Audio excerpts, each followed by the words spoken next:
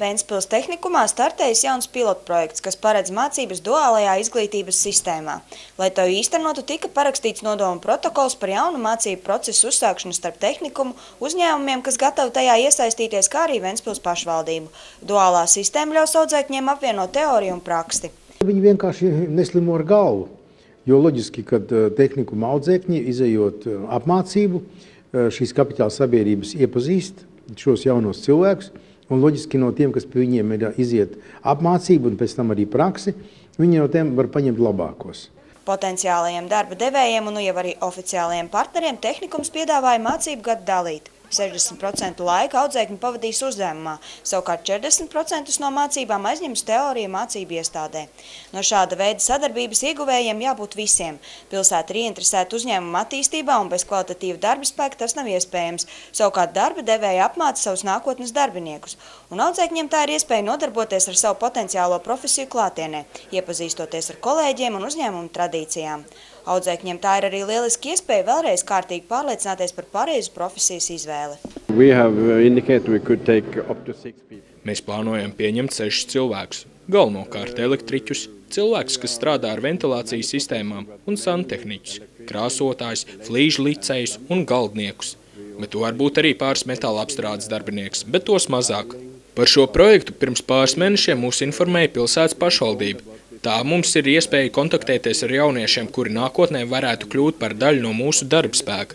Lai mēs paši sev veiksmīgāk sagatavotu kadrus, un tā svarīgā lieta ir mūsu jauniešiem jau no agras jaunības likt saprast, kas ir kvalitāte, kādu to vēlās uzņēmēji, un faktiski to kvalitatīvo domāšanu jau jāiedzina ģimenē būtu, bet tā ir tehnikums, acīm redzot, ir pirmā vieta, kur mēs uzņēmēji varam iesaistīties ar savu pienesumu šai lietai un uzaudzināt paši sev kadrus un veiksmīgi attīstīties nākotnē.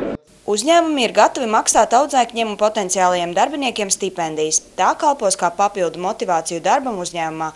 Savukārt darba devējs ir ieinteresēts ne tikai apmācīt darba ņēmēju, bet arī vēlāk iespējams to pieņemt darbā. Mēs jau esam līdz šim sadarbojušies ļoti bieži ar arotskolu un ņēmuši jau praksēs ilgākās, varbūt nekā pat parasti ir paredzēts skolnieks, un mums viennozīmīgi ir lielāks pienesums no tā kopējs un nākotnē skatoties nekā kaut kāda mīnus vai riski. Projekta ieviešanas sākuma posmā piedalās 5 Latvijas izglītības iestādes – Ogres, Valmieras, Jelgavas, Rīgas un Ventspils tehnikumi. Izglītības un zinātnes ministrijas pārstāvis apgalvo, ka Ventspils tehnikuma piedāvājums ļāva šai mācību iestādē noslēgt līgumus ar visvairāk uzņēmumiem. Vairāki uzņēmumi man šodien arī nākot iekšā, un pirms mēs parakstījām šo nodomu protokolu, arī vaicāja, vai būs iespēja palielināt audzēkņu skaitu, jo ir pārvērtētas iespējas un interese par šo projektu pieaug. Un jebkurā gadījumā mēs arī aicinām citus uzņēmumus, tie, kas vēl šodien nav parakstījuši šo nodomu protokolu, ja ir interese un ir šī iesaistes nepieciešamība, tad mēs ļoti lepni gaidīsim mūsu pulkā. Tas pirmais aicinājums, kas tādā vienotā formātā arī nāca no Ventspils puses, ir šobrīd jau guvis tālāku izplatību. Un nākamajā nedēļā liela Latvijas profesionālo izglītības iestāžu direktoru un uzņēmēju grupa kopā ar Izglītības zinātnes ministrijas valsts sekretāru dodas uz Vāciju pieredzes apmaiņā, tieši sarunā ar attiecīgi Vācijas Izglītības un zinātnes ministriju, Vācijas darba devējiem, lai redzētu, kā tad īsti tas varētu veidoties tālāk gan Latvijā, balstoties uz vācu kolēģu pieredzes.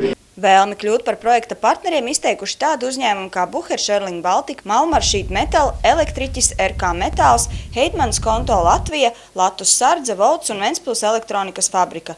Pilotprojektā plānots iesaistīt 27 tehnikuma audzēkņus, plānots strādāt ar metāla apstrādes, mehatronikas, inženiermehānikas un elektronikas programmām. Gita Mārtiņsone, Irina Kurgāna, Viņš Žodziņš, Kurzemes televīzija.